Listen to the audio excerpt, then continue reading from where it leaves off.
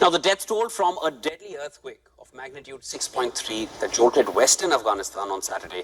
Close to 2,000 people have died following a powerful earthquake in Afghanistan yesterday. That's according to the Taliban, which released those numbers this morning.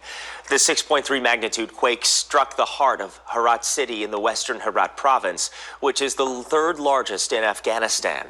The quake was followed by multiple aftershocks. A magnitude 6.3 earthquake followed by strong aftershocks rocked the region. 6 villages have been destroyed near the city of Herat. Rescue and recovery efforts are currently underway. Thousands of people displaced and forced to take shelter in the city's abandoned buildings. It is one of the deadliest earthquakes to hit the country in 20 years.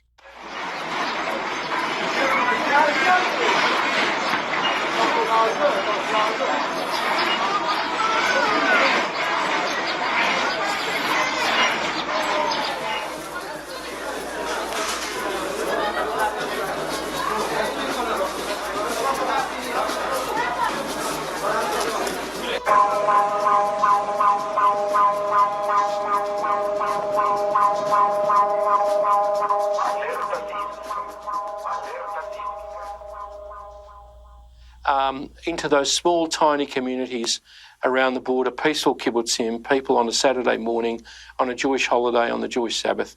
Anyhow, it's going to be a terrible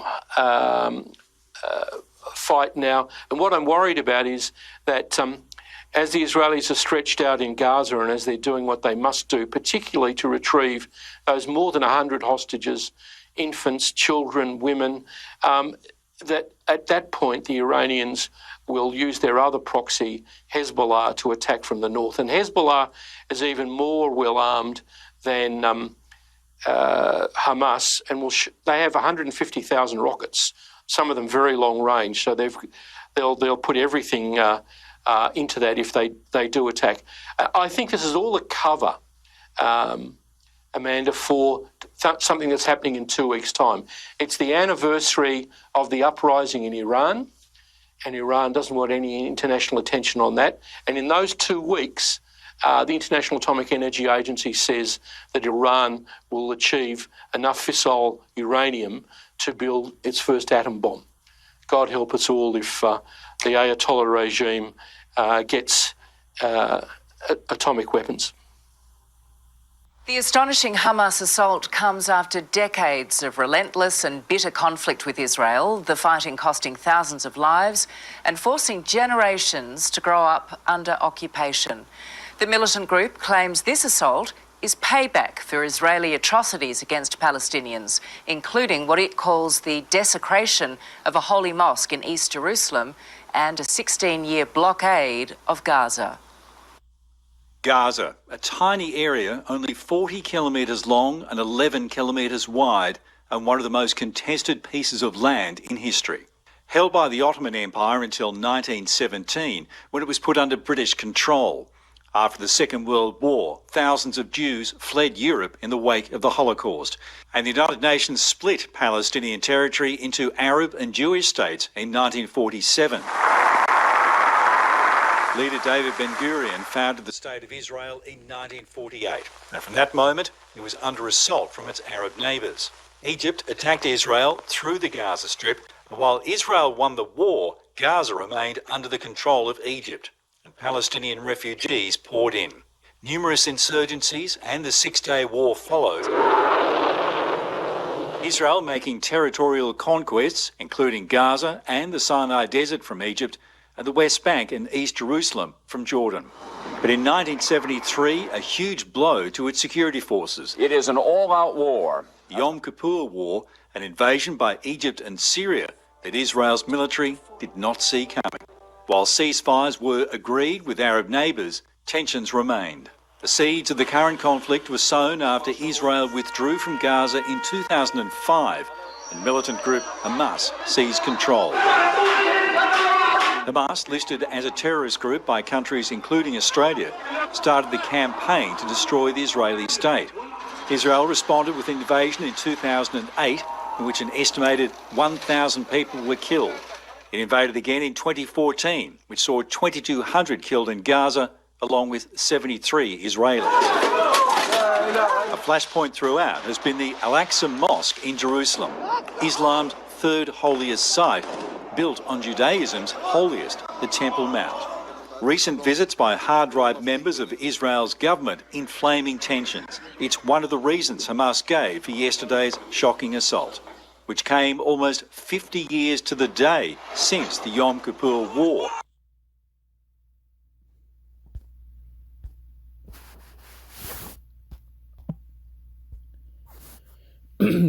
All right, shalom, shalom, shalom.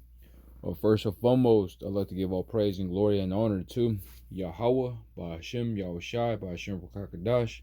Double honor to the apostles, the elders from Great Millstone. Shalom to the brothers and sisters in the house of David, the true believers. This is the Brahm Ash from the lines of the 12 here at Sacramento camp. Shalom. Today's day is the October 8th, 2023. The Apostle Tahar said it this year, the hopeful year of all prophecies come to pass. Lord's will. Yeah, man, it's a lot going on out of nowhere, you know. That's why it's so important that Yahushua told us to watch, you know. That way you could report, you know, and let the brothers know and feed the sheep, you know, feed the lambs, because once again, that the Most High, Yahweh Shai, He give you an important job to do, to watch, to be a watchman, right? To be a watchman, the house of Israel. You know, that's a very important job, you know, and that way you could fit in with the scriptures, and you give that report and you blow the trumpet to give them the warning what's going on in biblical prophecies. Right? So there's a lot going on. So we gotta really be on watch, you know. Let's go ahead and grab some scriptures. Let's start with that Ezekiel.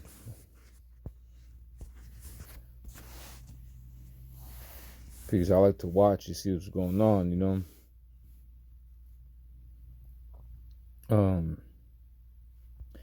3. We'll go ahead and start off there. It says, book of Ezekiel chapter 3 verse 17, it says, Son of man, I have made thee to a watchman unto the house of Israel. You see? So Yahweh had made you, right, to be a watchman in the house of Israel. You see what's going on, what's happening here, right? So it got really important. You see what happens? They said that the U.S. and the Israel, they cut off all guard. They didn't expect that to happen. It's a surprise attack. You see, they wasn't watching. You know, that's what happens. You ain't watching, and then that's how when you let your guard down, and that's when big trouble comes your way, and you're not prepared for it. You know.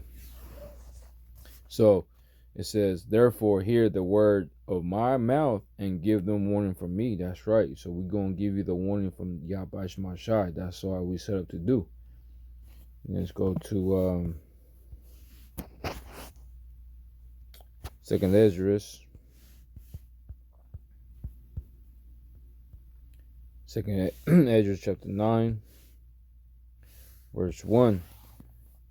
It says, He answered me, then said, measure that the time diligently itself, and when thou seest a part of the signs pass, which I have told thee before, then shalt thou understand that it is the very same time wherein the highest will begin to visit the world which he made. Whoo!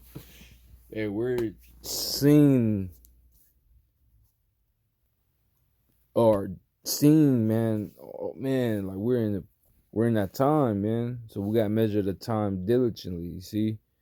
So Yahweh Shai is telling us he's not gonna tell you when a day, a time, or a month, or a year, right? He's gonna come. he said that, hey, measure it though, measure the times diligently, right? That's why it's so important. We got to watch what where we at in biblical prophecies, right? And it says, thou shalt thou understand that it is the very same time wherein the highest will begin to visit the world which he made. He's visiting the world which he made. That's why you see those earthquakes was continuing right there. It says, verse 3, therefore, when there shall be seen earthquakes and upwards of the people in the world, you see, right? We see, so that day we Most High hit it with 3 earthquakes, and you see the upwards of the people, which is Hamas and Israel, man, the Amalekites. They're not the people. They're not the real people. Then they're not the people. They're imposters. So pretty soon, Yahweh Shemashai is about to remove them out that land, and bring the real Israelites, the real people in there, so-called blacks, Hispanics, and Native Americans. You got chosen people because we have scattered around the globe. We have scattered around the world, for our punishment. You see, but he's going to save the remnant 144 and the 1/3. Right, and the 2/3 are gonna die here, but they're gonna come back through the elect, to multiply. It says, then shalt thou will understand that the Most High speaketh these things from the days that were before thee, even from the beginning. For like as all that is made in the world hath the beginning and the end is manifesting. You see? So the end is manifesting. We're seeing it right now. We're seeing that we're heading towards the World War III. We're heading towards the cashless society. We're heading towards the RFID chip, the mark of the beast. And we're heading for the nuclear missiles, ICBM missiles hitting America. And we're seeing that Yahushua is on his way, man. He's busy, he's on his way. And let's go back to Matthew chapter 24,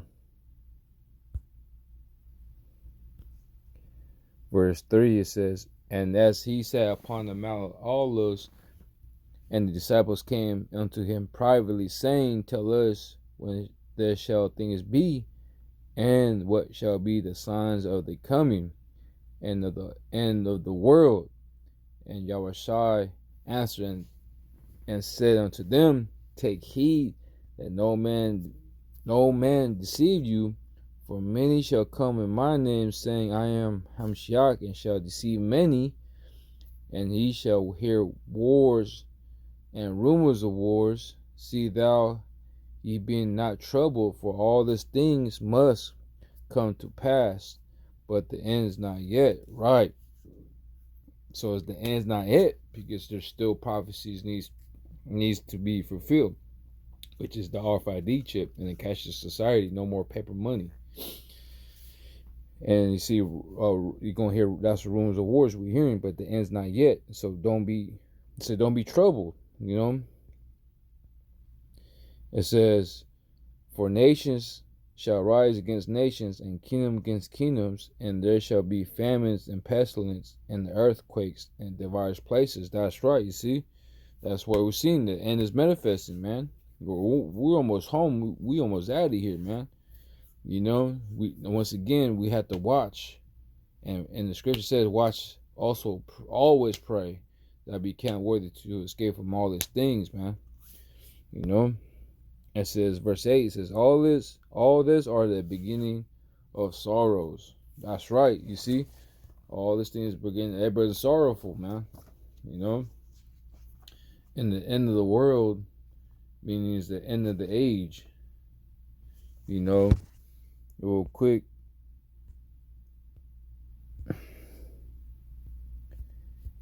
This is Ecclesiastes chapter 1, verse 4. it says, one generation passes away, and another generation cometh, but the earth abideth forever. You see that? So, meaning it's the end of the age, is end of Esau, right? But right now he's on top of the world right now, right? The earth is given to the hands of the wicked. So Esau, Edom, Most High is going he's gonna throw you out the throne. You know, now it's time to pluck up now. Let's see. Con, it's back out there. Let's go to 2nd Ezra, chapter 6. It said, and then verse 7. It says, then answered I said, what shall be the parting sunder of times?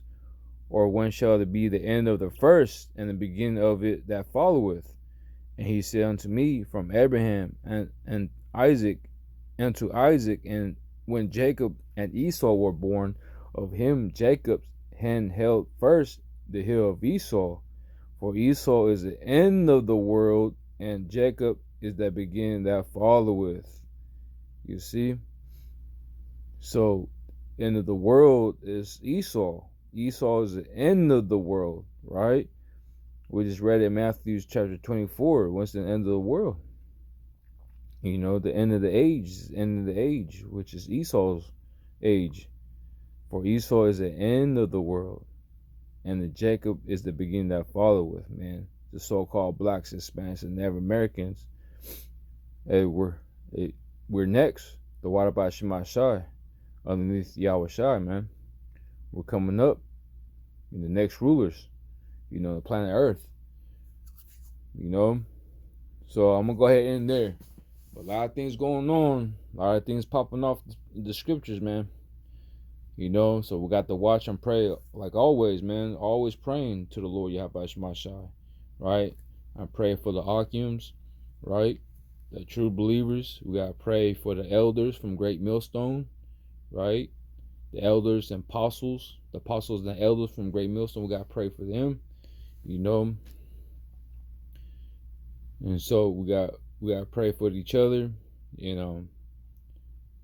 Pray that, you know, that all brothers, the true, sincere brothers, that will be safe, you know, because it's going to be bumpy, you know, it's going to be rough and tough, you know, but hey, man,